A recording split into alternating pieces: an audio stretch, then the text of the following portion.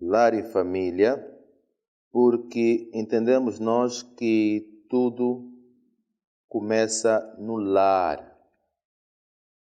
Entendemos que se o lar não estiver preparado, ninguém mais estará preparado, porque o lar é o alvo principal de Satanás e ele sabe que se destruir o lar, ela destrói a igreja e destrói uma sociedade inteira.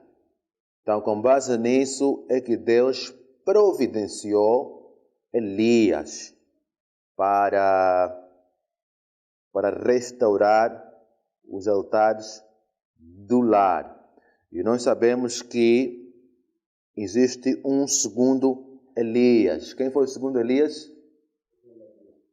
João Batista. E, como não bastasse, existe um terceiro Elias. Quem é o terceiro Elias? Adventista sétimo dia. E a missão, ou propósito deste povo adventista é basicamente restaurar os altares da família. Vocês vejam comigo, vão acompanhar aqui, vou lá num instantinho, qual é o propósito do povo de Deus. Ellen White nos diz assim no livro Manuscript Releases, na página 228, o propósito de Deus ao dar a mensagem do terceiro anjo ao mundo é preparar um povo para permanecer fiel a ele durante o julgamento investigativo. Ou seja, é permanecer em pé, ok? A ele durante o julgamento investigativo. E eu pergunto, o morto fica em pé? Não, ok. Então já fica claro que essa nota aplica-se para os vivos. Então, o propósito de Deus ao dar a mensagem do terceiro anjo é preparar um povo para estar em pé durante o julgamento investigativo. Alguém abra Mateus, rapidinho aí, Mateus 17, verso 11. Os irmãos que estão com sono é que vão tomar leitura para não dormir, exato. Sim, meu irmão, pode avançar.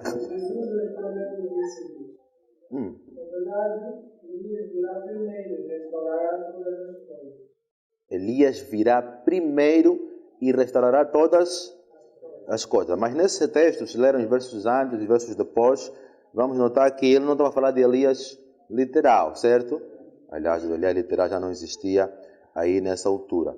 Lucas 1:17. João Carlos, por favor. Lucas 1:17. Virá adiante dele o Espírito e virtude de Elias a converter os corações dos pais aos filhos e os rebeldes à prudência dos justos, com o fim de preparar ao Senhor um povo bem disposto. Um povo bem disposto. Qual é a primeira missão de Elias, de acordo com esse texto? Converter o coração de quem? Ok. Isso aplica-se diretamente ao quê? Ao lar. Ok. Amém? Amém. Então a missão de Elias é qual? De acordo com Mateus 17:11? Não, o primeiro texto que Francisco leu. Restaurar todas as coisas. Quem pode me dizer o que é restaurar todas as coisas? O que é restauração? Em palavras simples. Renovação, reparar, voltar o que era antes, reformar, restituir. Ok. Então quer dizer que se ele vem para restaurar, é porque a coisa não estava boa, certo? Ele veio para colocar cada coisa no seu devido lugar, porque estava desorganizado. Então o trabalho de Elias era para organizar, não é? No caso aí, mais especificamente, preparar um povo, não é? De acordo com o que o irmão Carlos leu aí, não é? Para o Senhor e para estar bem disposto impostos, mas ele ia começar essa obra no lar, porque ia converter o coração dos filhos aos pais e aos pais aí e por aí fora. A mensagem do terceiro anjo é para preparar um povo para ficar em pé nestes dias de perigo. É para ser proclamado com uma voz alta e é realizar um trabalho que poucos percebem. Está Testemunho para a Igreja, volume 8, na página 94. Para realizar uma obra que poucos percebem. Aqui vamos entrar no assunto que vimos na lição, a sabedoria mundana, não é? E quando Ellen White repete muitas expressões, poucos percebem, ela não está a falar necessariamente dos mundanos, não é? Ela está a falar que dentro do sétimo dia, poucos percebem o que esta obra deve ser, e qual deve ser o comportamento do povo adventista.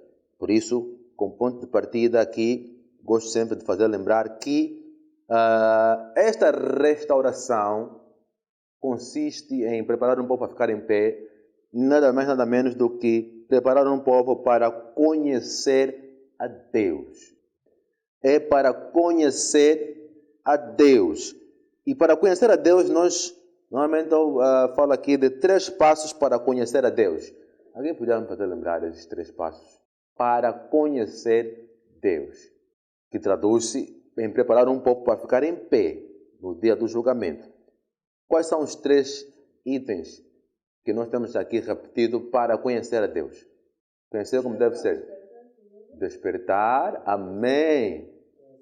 Conhecer o tempo. Na verdade, despertar está em paralelo com conhecer o tempo, né?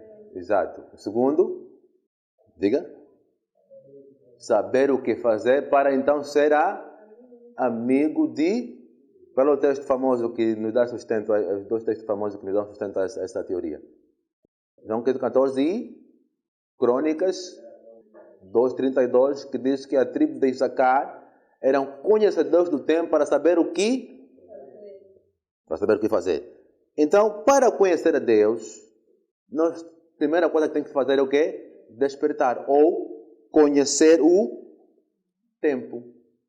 Porque já vimos que o tempo regula tudo o que fazemos. Pode-se perguntar, por que está tudo desorganizado? Porque não conheceram o tempo. Por que vestem como os mundanos? Porque não conhecem o tempo.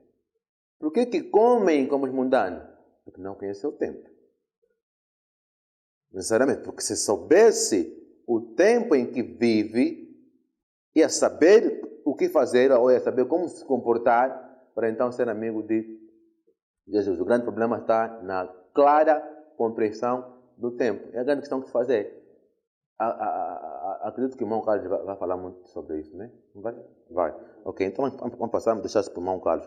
Vamos já diretamente para o lar e família. Mas a aplicação no lar temos que conhecer a Deus. O trabalho de Elias é preparar o lar para ficar em pé, ou para conhecer a Deus. E para conhecer a Deus temos que conhecer o tempo, saber o que fazer e ser amigo de Deus. Isso traduz-se também nas 3 dimensões do santuário. A mensagem de João, página 324, nos diz o seguinte: a restauração e elevação da humanidade começa no lar. O trabalho de Elias é que restaurar todas as coisas. Essa restauração, o Senhor nos diz que começa no lar. Diz mais aqui no Lar Adventista, página 15, o lar deve ser tudo o que a palavra implica. Deveria ser um pequeno céu na terra. Um pequeno céu na terra. E o nosso tema está relacionado a santuário versus lar. Santuário versus lar. E nós sabemos que quando está falando de pequeno céu na terra, é mesmo pequeno, porque o lar maior está no céu. E quando falamos do santuário, sabemos nós que o santuário é apenas uma cópia daquilo que está onde? Nos céus. Né? Êxodo capítulo 25, versos 8, o que é que diz?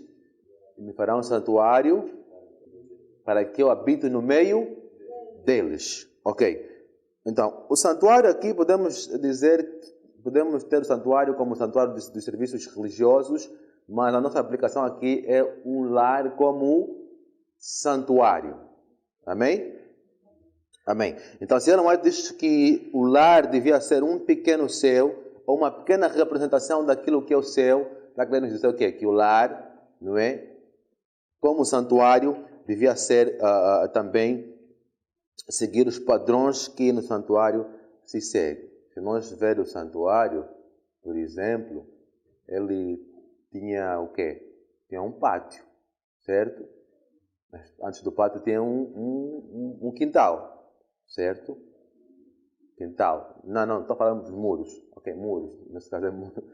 Pronto, tinha uma estrutura, não é?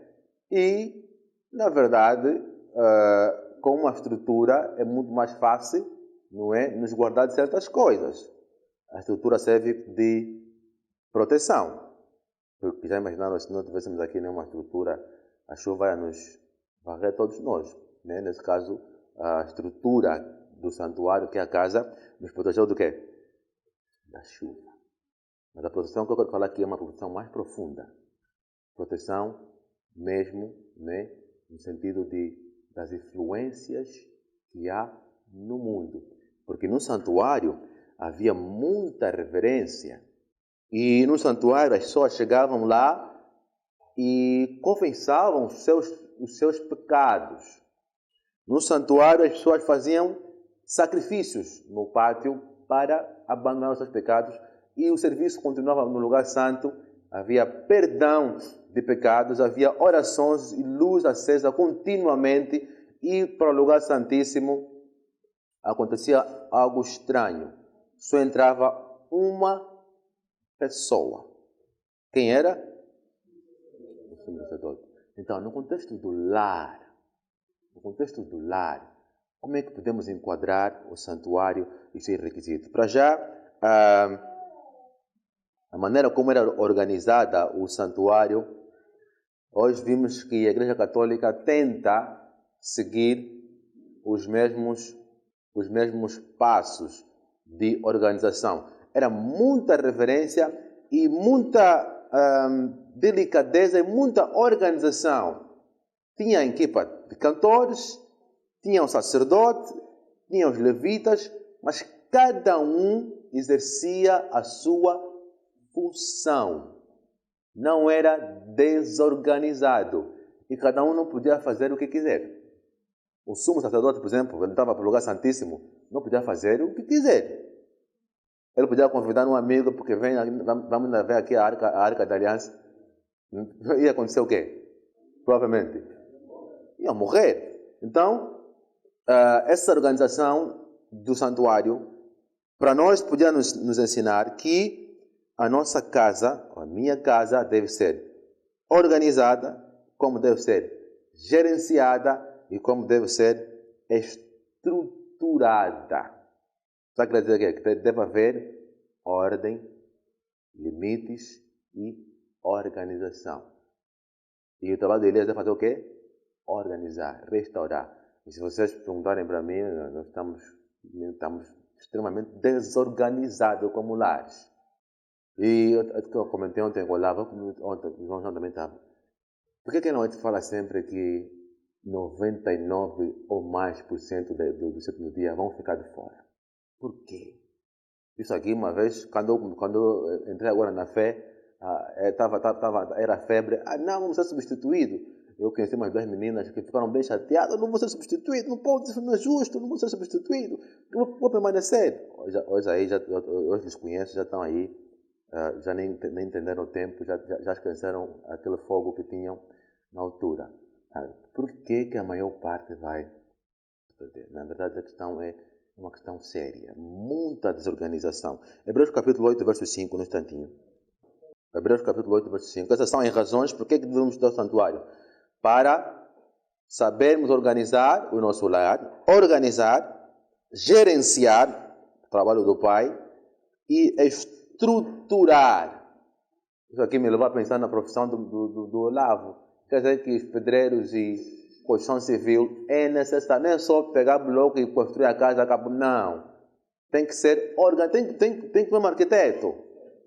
Até estruturar a casa tem que estruturar de acordo à vontade, porque o santuário foi construído delicadamente, não é? De acordo com o padrão do céu. E o nosso lar, se tem que ser um pequeno céu, tem que ser de acordo com o padrão de onde? Do céu. Versos 5 de Hebreus 8, os quais servem de exemplar e sombra das coisas celestiais.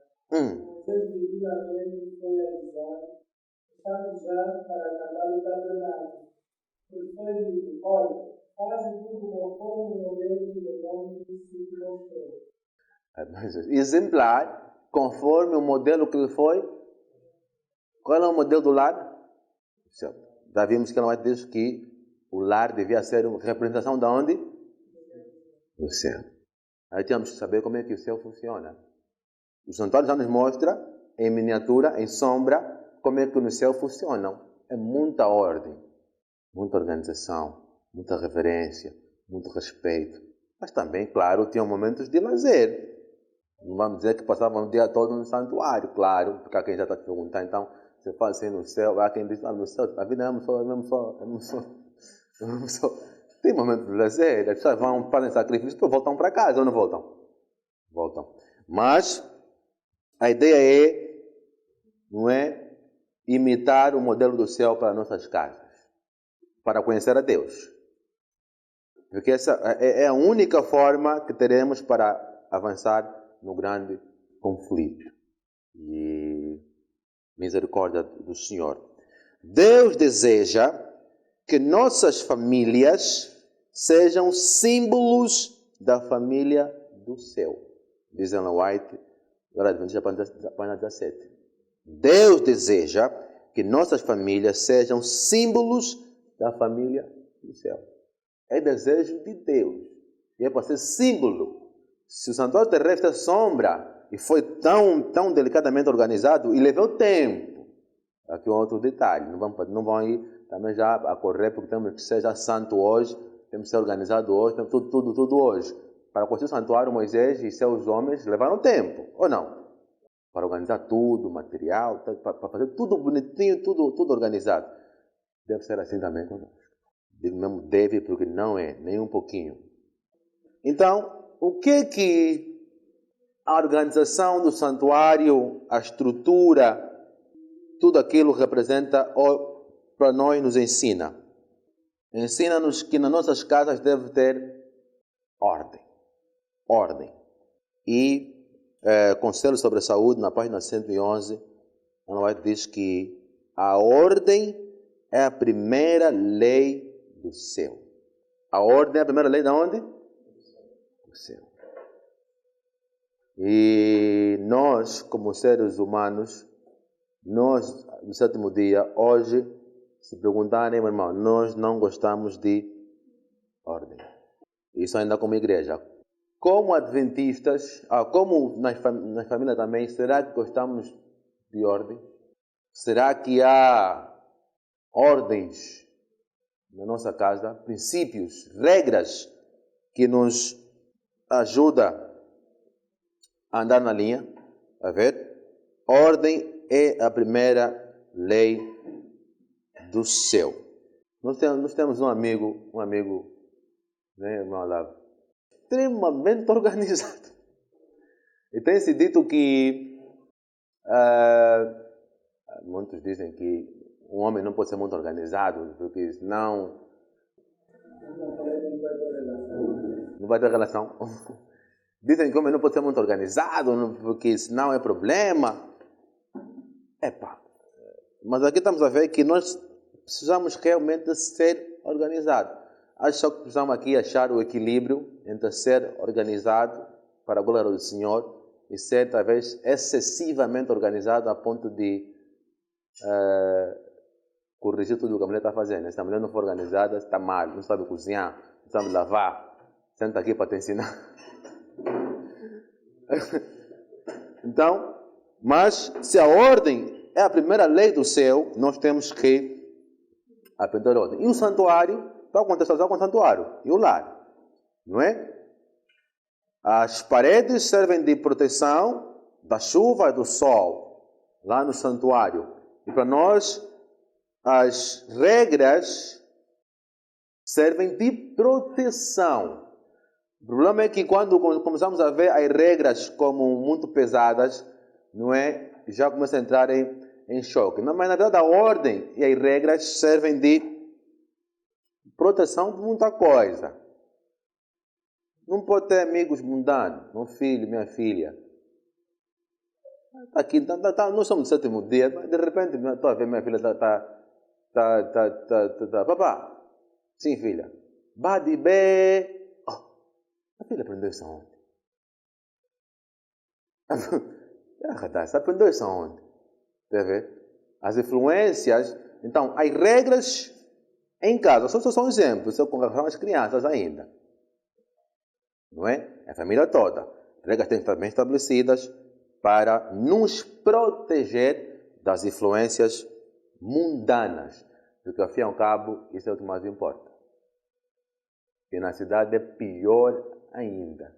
Mesmo que não aprender com amigos, já sabemos que mais influência corrompe bons costumes. Pode não aprender no coisa, não é? Com os amigos, mas eles têm muitas fontes de aprendizado. Pode ser na casa do vizinho, a música alta no gamepa, até influenciar os filhos do irmão Lava, por exemplo, a darem muitos toques, infelizmente. É música do gamepa, mas quer dizer que a estrutura, isso é só uma geral, não quero falar do lado do irmão Lava, quero falar do meu. Minha filha, já falei que minha filha vai aqui a dizer bad bag, que eu não entendi nada. Bad bag, pelo menos eu sou nos táxis, mas enfim. Então, a ordem, não é? É o trabalho de João Batista, é o trabalho de Elias, é o trabalho do terceiro Elias. Colocar as coisas como devem ser. Colocar as coisas em ordem e cada coisa no seu devido lugar. E na senda da ordem também temos a organização do tempo. Tudo no santuário acontecia no tempo certo. Sacrifício da manhã, sacrifício da tarde. Por isso é que Jesus não podia morrer de manhã nem de noite. Ele morreu exatamente no 14º dia e a que horas? Às 15 horas. Cumprimento do tempo. Acontecia assim também no santuário. A restauração também compreende, não é, a compreensão do tempo. Repetindo, recapitulando, ordem é a primeira lei do céu e ordem é colocar tudo no seu devido lugar e fazer tudo a tempo. Por isso é que temos muitas regras, tem que comer a tempo, tem que esperar 5 horas antes de comer a próxima refeição. São pequenas regras que devem ser cumpridas, mas servem de proteção. Nesse caso aqui, a proteção é sobre o quê? Doenças, não é? Doenças. Porque se não seguir essas regras, vai ficar doente. Toda casa cristã deveria ter regras. Lara Adventista, página 16. Toda casa cristã deveria ter regras. Já está falando deveria, porque na verdade não tem regras. Cada um faz o que quiser, cada um come o que quiser. Papai já disse que aqui não podemos comer peixe. Minha filha chama peixe, porque ela aprendeu. Não, mas de repente está a encontrar peixe, está a descumprir a regra do papá, não é? Sim, a regra de Deus, sim, a regra de Deus. Mas como filhinha, papai é que inventou a regra ainda.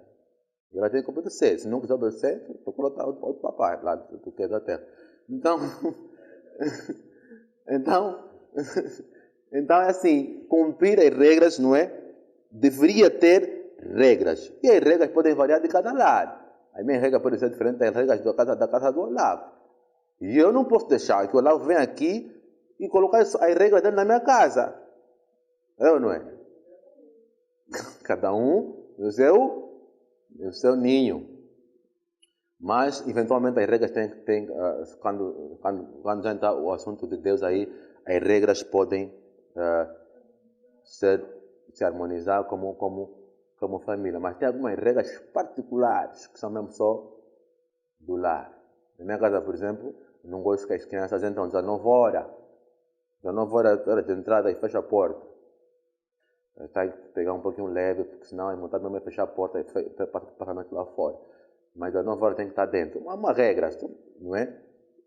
Um exemplo. Mas as regras têm que ser várias, têm que ser uniformizadas. E aqui me faço lembrar da palestra do Olavo. Ninguém entendeu a palestra do Olavo como eu entendi. Lá de família. Porque eu editei o vídeo. Repetir sem querer, repetir. Falei, isso aqui é muito profundo. Ela nem sabia que era profundo. É profundo. Yeah. Mas me lembro quando ele disse aí, quando ele menciona aí a questão do jogo desigual, e ele diz que se o marido e a mulher não tiverem de acordo, ele não se lembra que falou isso, só se lembra. Não tiverem de acordo, o lar não vai andar, está desorganizado, não tem ordem. E o Olavo acrescentou, a palavra é dele. Como é que vão educar as crianças? Se eu digo que isso não pode, minha filha não pode meter com lá, não é? A mãe disse que minha filha não pode comer isso. Aí o pai, porque ficou endemoniado, vem, está dando a criança, para o atrapalhamento da criança. Não é? É divisão. Não vai funcionar. E isso aqui, o Olavo falou só em poucas palavras, mas na minha cabeça é muito mais profundo. Atrapalha a caminhada cristã, atrapalha a nossa salvação também. Há quem diz, não podemos, a salvação é individual, mas na matemática, Deus 1 mais 1 igual a quanto? Então vai atrapalhar o lar todo. O que um faz ou o que uma faz atrapalha todos. Por isso a luta de obedecer às regras e às leis do Senhor deve ser individual, mas deve ser aplicada no coletivo, porque estamos vendo em uma casa, porque senão como é que vamos viver? Está a ver? Toda cada questão deveria ter regras. Avança aí, meu irmão, por favor. O verdadeiro amor é um princípio elevado e santo, inteiramente diferente em seu caráter daquele amor que se desperta por um impulso e que subitamente morre quando severamente provado. É pela fidelidade para com o dever na casa paterna que os jovens devem preparar-se para os seus próprios lares. Agora me perguntam, por que 99% dos lares não estão felizes? Sabe por quê? Porque fracassaram onde? No lar. Fracassaram nos lares. Pratiquem eles aqui a abnegação e manifestem bondade, cortesia e simpatia cristã. Porque do meu lado não está andando bem, porque na minha mãe não teve essas coisas. Simples assim. E nós não tivemos essa luz. Agora, para quem tem essa luz agora e não tem essas coisas em casa, não casa. Antes de casar, pratica essas coisas no lar. Não interessa o tempo que vai levar, mas porque é uma questão de vida ou morte. É o que acontece hoje em dia. As crianças, eu tenho agora 2 que já não vivem com a mãe e o pai, mas são miúdos ainda, deviam ter esperado casar, mas foram embora.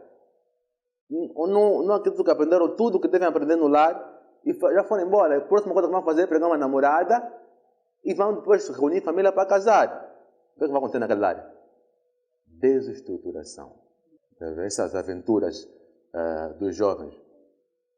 Pratiquem eles aqui a abnegação e manifestem bondade, cortesia e simpatia cristã. Particularmente tudo que está escrito é mais difícil para o homem do que a mulher. Não sei.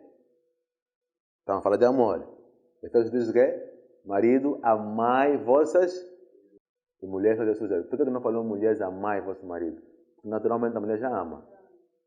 Não sei se isso aqui é escrito, mas eu vejo que para o homem é muito difícil. Mas é mesmo Deus que fala amai. Não há desculpas para não praticar. Assim, o amor será mantido cálido em seu coração. E aquele que parte de um lar semelhante, para se colocar como chefe da sua própria família, saberá como promover a felicidade daquela que escolheu para a companheira de toda a vida. O casamento, em vez de ser um final do amor, será tão somente seu começo. Meus irmãos, a única razão por que 99% dos lares não estão felizes é porque fracassaram nos lares. Saíram de lares desestruturados para formar o seu lar. Vai ser estruturado? É muito difícil. Então, o ponto de partida é no lar. Aqui não é para aqueles que não casaram. Vivem com os pais. Os que já casaram, aqui já não funciona. Tu tens já que trabalhar, não é? A remediar. Mas os que não gostam têm que avançar no temor do Senhor e ter os devidos preparos. Não se aventurem. Eu falo como homem casado de experiência. Pouco tempo, mas suficiente. Não se aventurem. Ok? Avança aí. O mais alto dever que recai sobre os jovens é em seus próprios lares, abençoando o pai e mãe, irmãos e irmãs, com afeição e verdadeiro interesse. Nas crianças isso é natural. Só depois, quando começa a ficar um pouquinho mais grande, começa a ter orgulho, mas os pais foram atenciosos e as crianças não vão trabalhar nesse sentido. Só que agora vamos ter aquela coisa, não, minha mãe não é adventista, não, meu pai não é adventista, mas é jovem, quer casar, faz o quê? Trabalha, faz a tua parte e leva tempo, ok? Para se organizar. No lar é lá onde deve começar. Os missionários para o mestre estão mais bem preparados para trabalhar no exterior, não é? Nesse caso, treinados na família cristã, onde Deus é temido, onde Deus é amado, onde Deus é adorado, onde a fidelidade se tornou uma segunda natureza. Fidelidade. Temer é obedecer. Obedecer às leis do Senhor. Aqui inclui leis de saúde e os 10 mandamentos. Eu tenho que pegar pesado para alguns. Para alguns, se calhar nunca tiveram contato aqui com a verdade presente, não é? Mas para nós que estamos aqui há muito tempo, temos que pegar pesado, o irmão Ricardo, né? Temos que pegar pesado. Ou seja, não vamos deixar aqui de lado aquela coisa, não se pode esforçar, tá bom, nem por força, nem por violência, mas também, no tempo em que vivemos, forçar e usar. Temos que saber interpretar de acordo com o tempo. Aliás, temos que compreender o tempo, não é isso, Maléria? Então, temos que pegar pesado. A obediência aqui é mesmo na lei de saúde também e na lei de Deus. Se não tiver isso no lar, vai formar um lar desestruturado. Eu quero que percebam isso. Está a formar lar. Onde Deus é adorado. Você tem que adorar Deus no seu lar agora. Os cultos têm que ser, não pode ter tipo luz, acende e apaga. Às vezes tem, às vezes não tem. Isso lá fala sempre, tem que ter de manhã e de tarde. Se falhar, é porque não está bem alguma coisa. Fidelidade. Que fidelidade quer dizer, não pode haver traição, e a traição sabemos que é de várias formas, e também a fidelidade pode ser nos dízimos e nas ofertas. Se não aprende em casa essa coisa sobre dízimo e oferta, vai formar seu lar, vai ser desestruturado. Agora, o trabalho de Elias, no último dia, é estruturar, é restaurar. Só que também estamos desestruturados, como é que vamos estruturar a casa dos outros? Na linha irregular, então, nosso trabalho é esse, né? Reparar aí as coisas. Fidelidade tem que ser segunda natureza. Para quem estiver nesse nível, Deus seja louvado. Mas temos que trabalhar muito, não é? Está aí missionários, né? Missionários. Por que não somos grandes missionários? Porque no lar onde vimos não fomos missionários. Né? Lares cristãos aí que preparam missionários. Não fomos. Então, estamos muita luta aí com o assunto da missão também por causa disso. Então, estamos aqui a descobrir as causas porque de alguns fracassos daqui entre nós. Recapitulação rapidinho, vamos lá, Jeremias. Vamos. Ok? Ok? Não, está a correr muito. Até aqui, descobrimos que pouco antes de Jesus chegar pela primeira vez, João Batista fez o trabalho de Elias, certo? Na última geração, este trabalho deve ser feito novamente. Seu trabalho é que? Restaurar todas as coisas. E começa onde? Em casa. Avança aí. O lar é um símbolo do quê? Do céu. Devemos fazer todas as coisas de acordo com o padrão mostrado aonde? No monte. Deus mandou Moisés fazer um santuário para que ele pudesse habitar entre nós. O santuário era uma casinha para Deus, feita depois de sua grande casa no céu. E cada casa é para ser o quê? Uma casinha para Deus, feita depois de sua casa no céu. Eu pergunto, o que é que faz um lar, a casa, um santuário de Deus? É as paredes, a estrutura? O que é que torna um lar uma casa de Deus?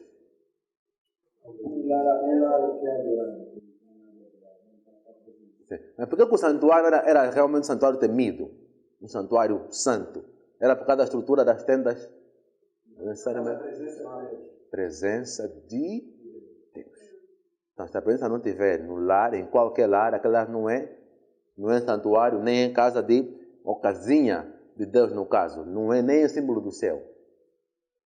Porque quando os filhos de Deus se retiram no santuário, até mundanos entraram e tiraram a arca e levaram, porque já não é mais de Deus aquilo.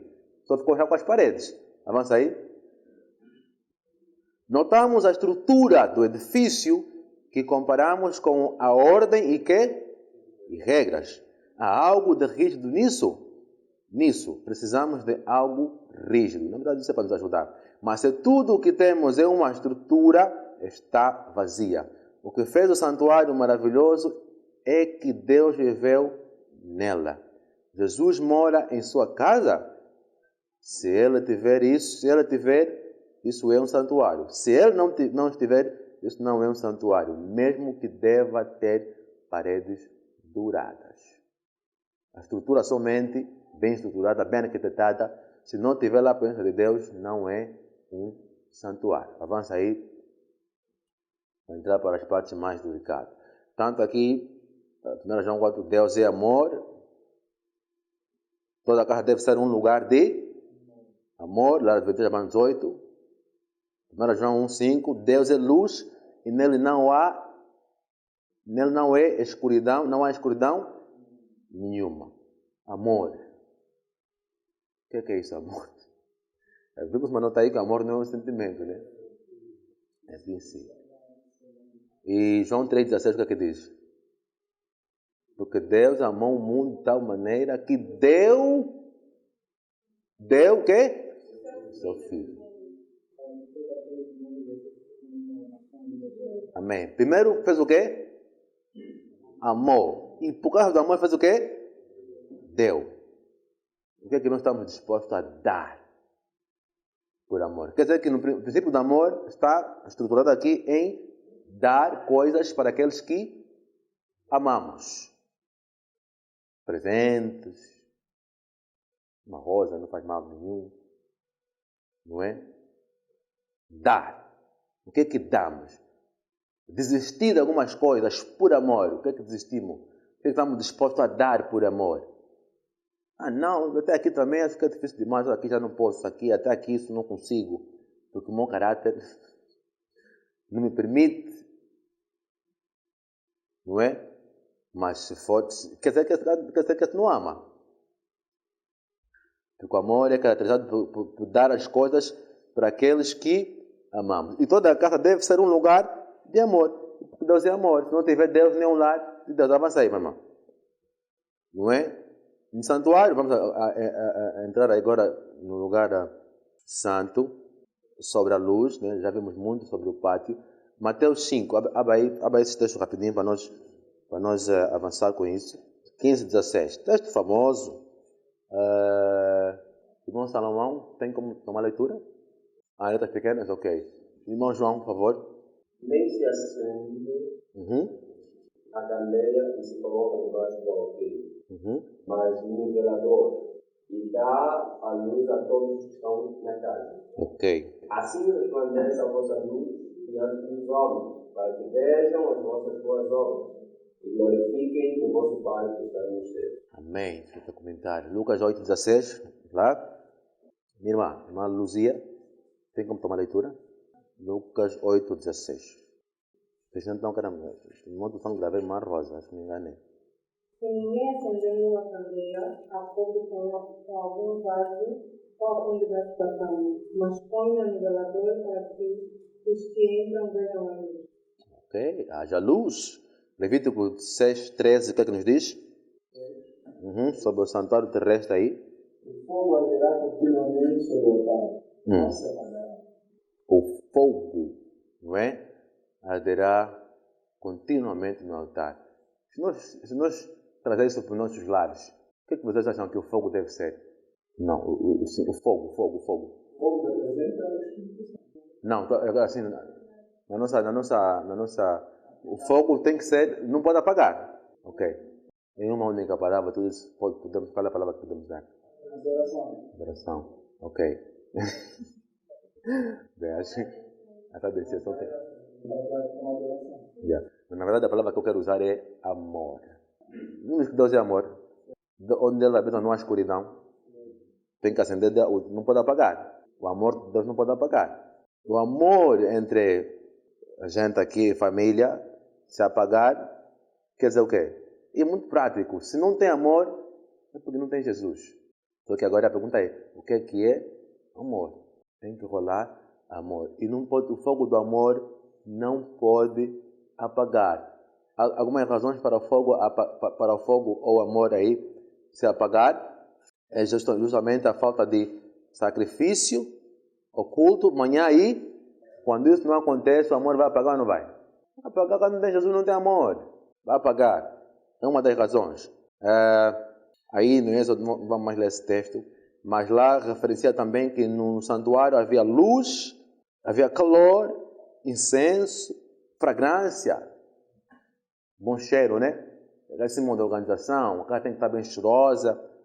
Tudo isso sugere o quê? Atraente e prazeroso. Na verdade, o santuário era bem organizado. Tudo isso tem que acontecer num pequeno lar que deve ser símbolo do céu, porque de acordo, seja feita a tua vontade assim na terra como no céu. O fogo vai apagar, né? Ou o amor vai apagar se não existir estas coisas. Eventualmente vai apagar. Cada um vai tomar seu caminho, aos poucos, e leva tempo. Assim como leva tempo para ser santo, também leva tempo para ser mundano. Quando atingir já o estágio brutal e satânico, não é? Torta à direita, já está a beber, já está a fumar, já está, inclusive, a fazer coisas que não devia.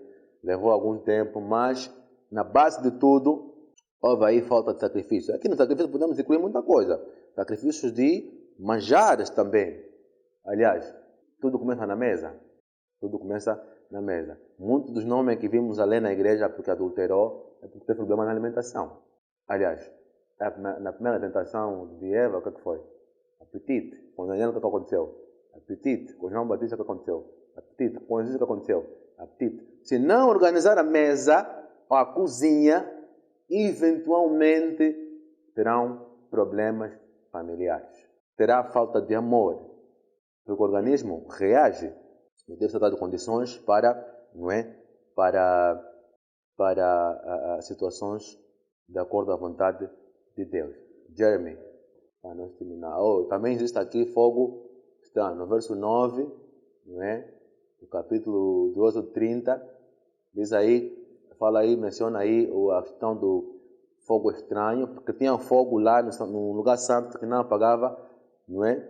Dia e noite, mas também houve fogo estranho. Em Levítico vimos o que aconteceu, né? Terrivelmente, não é? Os meninos colocaram fogo estranho no santuário, o que aconteceu com eles? Levítico 10, 2, né? Veio um fogo do céu e devorou. Sim. Então saiu fogo diante do Senhor e os devorou e morreram por tudo por quê? Trouxeram fogo, exemplos de fogo estranho. Quero que me dizem o que é fogo estranho hoje nos nossos lares. Santuário, não é? Santuário. O que é fogo estranho para nós? Diga. Música mundana, uma música mundana, mais alguém? Fogo estranho. Diga. Ok, uma delas é a música mundana, isso aqui é geral, específico. Novelas, fogo estranho. Todo mundo concorda com isso? Esse é o irmão Samuel. Mais alguém? Bonecos, também fogo estranho. Ok. Mas, na verdade, quando nós em casa temos regras e princípios que são de acordo com a palavra de Deus, tudo o que vem que é o contrário às regras e os princípios de Deus, é quê? Fogo estranho. E pode vir pelo marido, pode vir pela esposa, pode vir pelos filhos. Todos têm que estar em vigia para não trazer fogo estranho aonde? No lar. Porque o fogo estranho vai matar. Hoje é muita misericórdia, muita graça. Há muito de fogo estranho hoje nos lares. Eu sei que a vida espiritual morre, sim, claro. Que cada casa tem suas regras e seus patamares, seu nível de fé. Tem casas que não comem arroz branco, tem casas que ainda comem, por exemplo. Não pode vir impor na minha casa a regra que você já vive, mas há muito de fogo estranho hoje nos lares. Deve haver uma cooperação entre marido e mulher para retirar o fogo, derrubar os altares, que são muitos. E quando se faz reforma, tem que derrubar, tem que queimar, se possível. Algumas coisas que já estão em casa e não tem que queimar, pegar, queimar, okay? Para ter temor no Senhor, para ter ordem, para obedecer às regras do Senhor, não é? O amor humano deve traçar seus laços mais próximos do amor divino. O amor divino deu o seu único filho por amor. Nós temos que imitar o modelo no lar de casa. Somente onde Cristo reina pode haver afeto profundo. Quando não há afeto profundo, é falta de Jesus, falta de conversão. Profundo, verdadeiro e altruísta. Lar Adventista, página 68. Alguém pode ver esses textos rapidinho? Mateus 22, 37, 38 e 39. Quem ainda não leu, meu irmão, por favor, Mateus 22, 37. Uhum. E Jesus disse: amarás o Senhor teu Deus de todo o teu coração. De quê? De todo o teu coração. Todo o teu coração. De toda a tua alma. Toda a tua alma. De todo o teu pensamento. Todo o teu pensamento. Este é o primeiro e grande mandamento. O segundo, semelhante a este, é: amarás o teu próximo como a ti mesmo.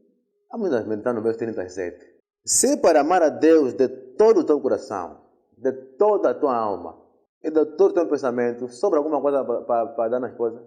Quanto sobra de amor para dar na esposa? Nada. Para dar no filho? Nada. Deus é ciumento? Ele quer tudo. Tudo. Então, se não cumprir esse mandamento, você não vai conseguir avançar. Temos que dar tudo para Deus. E dar tudo para Deus é para dar tudo que Ele manda. Eventualmente para ser seu amigo. Se não dá tudo, não vai ser amigo. Se não obedecer tudo, não vai ser amigo. Agora começamos a perguntar por que 99% dos adventistas não vão no céu, vão cair fora. Porque não damos tudo. A semelhança de quem? Do jovem rico. Damos muito, mas tem uma ou duas coisas que não vamos dar. É justamente aí que está a nossa perdição. Temos que dar tudo. E esse é o primeiro mandamento. É o primeiro mandamento. Prontos. E segundo, o que acontece? Deus, quando te recebe tudo, é porque no fundo vai te retribuir, não é? Com bênçãos. E aí é onde cai já que amarás o seu próximo como a ti mesmo. Essa parte está vendo de Deus, porque senão não é? Não resta nada. Tendas então de guardar as afeições, não as deixando soltas para se fixarem em objetos impróprios. Talvez eu gosto de prestar atenção nas palavras. Jesus vos comprou com sua própria vida. Pertencei-lhe, portanto, não é? Pertencei-lhe. Portanto, ele deve ser consultado em tudo, quanto à maneira por que as faculdades de vossa mente e as afeições do vosso coração devem ser empregadas. Tudo deve ser, em tudo o Senhor deve ser consultado, porque temos que dar tudo para Ele. Não podemos aí fixar, não é, as afeições e objetos impróprios. Há muita coisa de impróprio em nossa vida, em nosso lar, não é? Em nossos namoros. Há muita coisa de imprópria que deve ser retirado e redirecionado para o Senhor, para que então o Senhor trabalhe, não é? Para coisas melhores. Quando o Senhor te proíbe uma coisa, é porque tem uma bênção por trás. Avança aí. Ok. 1 mais 1 na matemática de Deus quanto é? 1. Matematicamente isso não está certo. Ou está certo matematicamente, ó professor? Não está, né? Mas é a matemática de Deus. 1 mais 1 igual a 1. Este é o grande que? Mistério. Vamos fechar com esse mistério. Qual é esse mistério? Efésios capítulo 5. Vamos falar desse mistério no instantinho. Efésios 5, 25. Depois pula para o 31, 32. Jeremy, pode tomar a leitura, por favor. Irmão Jeremias, para ser mais correto. Efésios, vamos lá. Se vivermos no Espírito, andemos também no Espírito.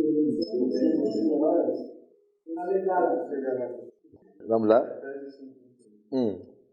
Vós, maridos, amai as vossas mulheres, como também Cristo amou a igreja, e assim mesmo se entregou por ela. Ok, pula aí para o verso 31 e 32. Por isso, deixará o homem seu pai e sua mãe, e se unirá à sua mulher, e serão dois numa carne. Grande é este mistério. Porém, a respeito de Cristo e da igreja. Ok. Cristo e igreja com relação ao santuário. Já sabemos que me fará um santuário para que eu habite no meio de vós. E Cristo veio e se entregou, e o Verbo se fez carne e habitou entre nós. E sabemos que Cristo deu tudo pela igreja. Okay? Na verdade, o mistério em grego, Michael, mistério não é necessariamente o que não se entende. Mistério é aquilo. Não. Só entende os que tiverem o privilégio de entender. Deus revela os mistérios. Ok? Não sei se me fez perceber. Não é necessariamente algo que não se entende nunca, não. Mistério não é isso. Mistério é mistério para aquele que não entende. Ok? Mas, e por que é mistério? É amor. Na verdade está falando do amor. Marido, amai vossas. Depois continua, diz que é um grande mistério. O facto de Jesus ter se entregado para a igreja e morrer é um mistério, porque dificilmente se entende. Mas, eventualmente, entende-se. Apesar de forma limitada, no caso de Jesus é de forma limitada. Mas, no caso, o amor entre dois seres humanos, para se tornar uma, para 1 mais 1 dá igual a 1, isso é mistério. Já estamos a falar do lugar santíssimo. Porque no lugar santíssimo, só entra quantas pessoas? Dá-me 2. No caso, não dá para entrar mulher e marido, não dá para entrar juntos. Tem que se tornar, é mistério. O mistério do amor. O contrário disso, em Tiago 4, amizade com o mundo, como é que é? Por favor, aí. Vamos lá. Não sabeis vós que a amizade do mundo é inimizade contra Deus? Portanto, qualquer que quiser ser amigo do mundo constitui-se inimigo de Deus. Adúlteros e adúlteros. É inimizade com quem? Com Deus. E 2 Coríntios 6:24 diz: não vos metais em quê? Jugo desigual. Portanto, isso aqui é contrário ao mistério que queremos aí desvendar. É um mistério que nenhum solteiro pode entender, nunca vai entender enquanto não casar. Portanto, aqui é mais especificamente para casar. O pastor é aquele professor que costuma ver, o pastor de cabelinho, que faz aquelas palestras de casamento. É da Ferzi. Ele fala desse mistério, mas antigamente já ouvíamos, mas não se entende. É um mistério, o tal mistério do amor, onde as palavras de Efésios têm que se cumprir. Marido, amai. Quando sai, se torna uma só carne. Há quem vai pensar, não, se calhar aqui estão a falar de relações sexuais. Não é relações sexuais. Está a falar de amor. Amor a tal ponto que as pessoas vejam e conseguem não notar, não, que esses aqui são casados. O comportamento dos filhos, não, essa casa sim senhora, aqui também quero ser como eles. Todos lá devem atingir isso. E é por falta disso que, infelizmente, a maior parte dos adventistas vão ficar de fora. O tal amor. E quando se chega à compreensão desse mistério, é aquilo que Deus quer que aconteça. O homem e a mulher têm que realmente se tornar um. Não em relações sexuais, mas em tudo. Propósitos, daí fora, a ponto do pessoal conseguir ver. Melhor passar isso sobre adultério. A palavra adultério, não é? Significa alterar, não é? Adúlteros e adúlteras. E aí estou pode avançar, não passar. A fechar. Alcançar a devida compreensão da relação matrimonial é obra de quê? Da vida inteira. Os que se casam ingressam numa escola onde nunca nesta vida se diplomarão. A real união dos dois em casamento é obra dos anos que esse mistério vai acontecer num dia, não é? É uma obra de vida inteira. E não há diploma. Eu tinha muitos pastores a falar sobre isso. Não, casamento não tem diploma, afinal está aí, não tem diploma. Mas, à medida que o tempo passa, há um mistério. Tem um dos mistérios que o casal começa a ficar parecidos. Isso aqui também nos explica. Mas, enfim, lá das Adventista, página 105. Avança aí, meu irmão. Vamos fechar. Há um círculo sagrado em torno de cada família que deve ser preservado. Nenhuma outra pessoa tem o direito de entrar nesse círculo. Marido e esposa devem ser tudo um para o... Vamos aqui a falar do mistério. Ok? A esposa não deve ter segredos que guarde do marido e permita que outros conheçam. E o marido não deve, igualmente, ter segredos para com a esposa e torná-los conhecidos de outros. O coração da esposa deve ser a sepultura das faltas do marido e o coração do marido a sepultura das faltas da esposa. Estamos a falar do lugar santíssimo. O sumo sacerdote não podia nem sequer levar um amigo no lugar santíssimo, porque vem de haver aqui a arca de Noé, a arca da aliança, ia morrer. Nem sequer podia fazer um furo na parede e chamar aí alguém para ver. Por quê? Porque é um círculo que é sagrado, no lugar santíssimo. Não é para mais, nem filhos. Os filhos estão na sala ou estão no pátio, os amigos estão mais distantes até do pátio. Podem chegar até na sala, para comer junto e tudo mais. Mas nunca podem chegar a interferir no ciclo sagrado entre os dois.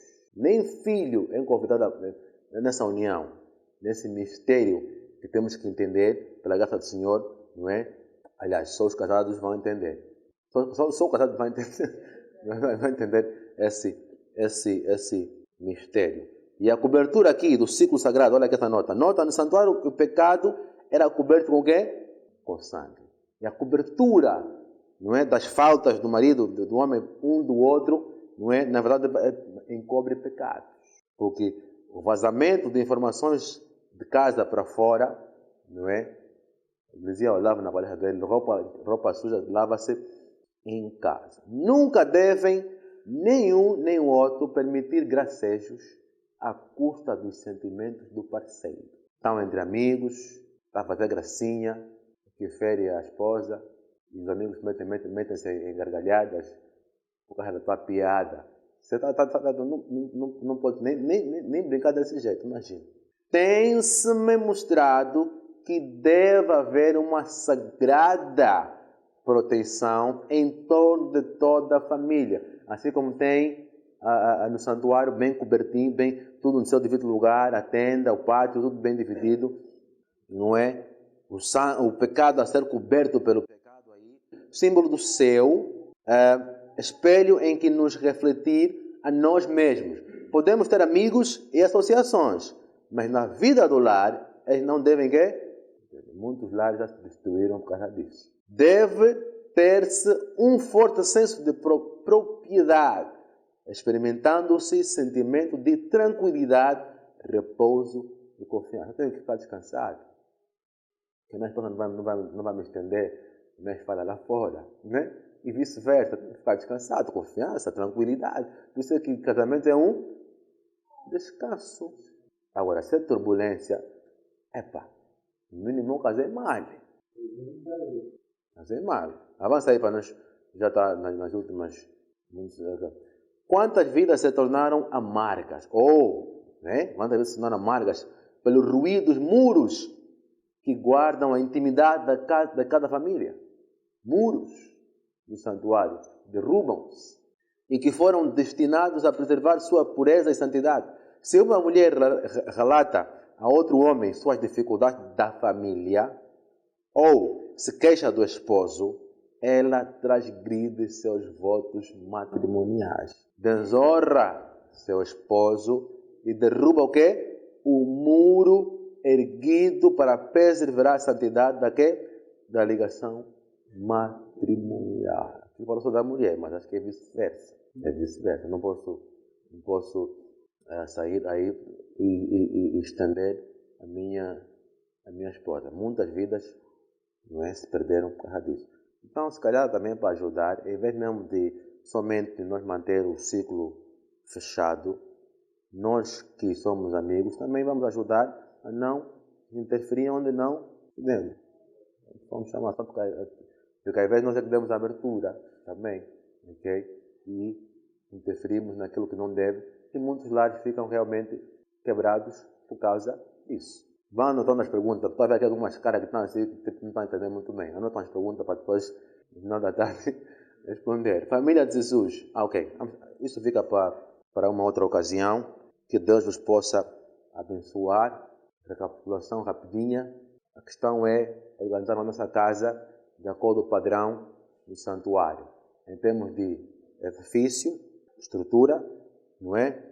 Organização e gerenciamento. A maneira como deve ser gerenciado o lar com base no santuário. A organização e ordem e regras devem existir em casa. Essas regras são muros que nos protegem, não é? De muita coisa. E vimos aí nas últimas linhas a relação entre homem e mulher deve haver também esse muro, ok? Há um círculo, na verdade é um muro que está aí que não deve ser quebrado. É um círculo sagrado e não podemos, e como amigos também não podemos derrubar ou ajudar o amigo a derrubar os seus ciclos sagrados, ok? Tanto, como sempre, é apenas um começo, é um estudo sequencial. Da próxima vez que vier, certamente vamos dar continuidade, do assunto. Falamos até aqui não fomos profundos sobre casamento nem namoro, porque o irmão Carlos já falou da última vez. Mas começamos aqui até as bases de organização, porque muito antes de ir falar sobre assuntos de namoro e casamento, temos que saber a base. A organização deve ser com base no santuário. Se Deus não tiver, então não tem amor. A dica que tem que ficar: amor baseia-se em dar alguma coisa para aqueles que amamos. Ou seja, no caso do cristianismo, tem que dar tudo. E deixar as consequências com Deus. Certamente as consequências com Deus serão boas. Que Deus nos possa abençoar e que o Senhor ajude, não é, aos casados a cumprir com essas regras e também aos solteiros. Vimos aqui muita coisa e que podemos então, pela graça do Senhor, avançar.